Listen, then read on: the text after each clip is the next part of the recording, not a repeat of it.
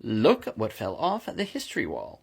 1740, a great decade for exploration and philosophical thought and brutality and science. First randomized clinical trial in the 1740s. Let's get into it.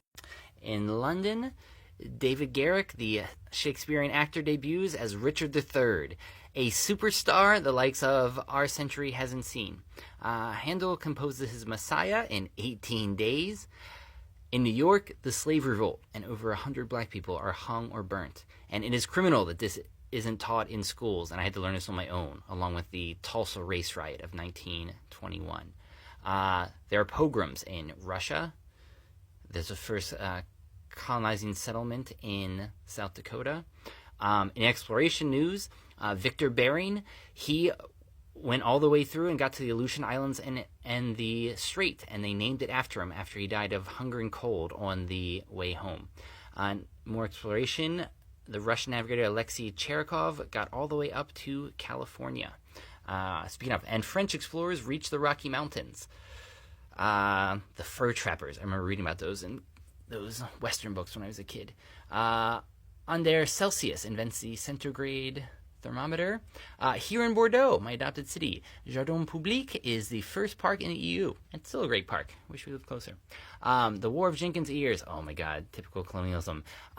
There was like some incident where a guy got his ear cut, and initially England didn't care. Then they realized if they started a war with Spain, they could get more trading opportunities in the Caribbean. So they did that, and that was the War of Jenkins' Ear. The funny part is they didn't call it that. It was called that 100 years later by Thomas Carlyle. And because Thomas Carlyle had a great ear for coining terms, he started calling it the War of Jenkins' Ears, and it's been called that ever since. In France, a quadrille becomes a fashionable dance. I don't know much about the quadrille.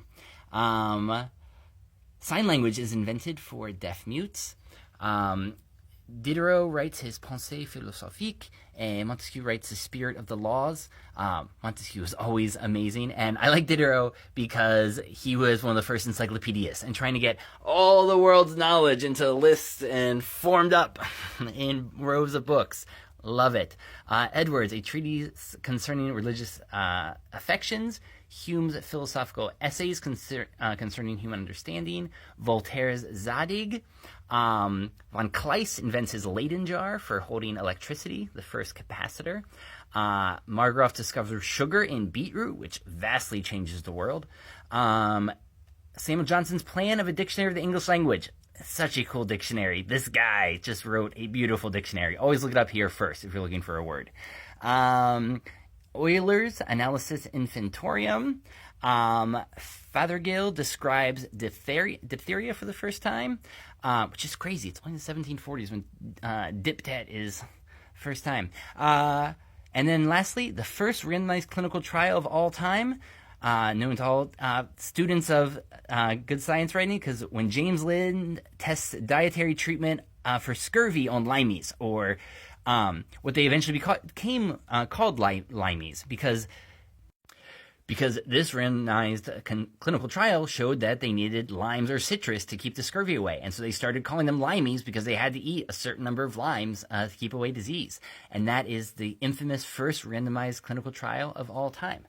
So there are some of the cool innovations and things that happen in terrible human nature events of the 1740s.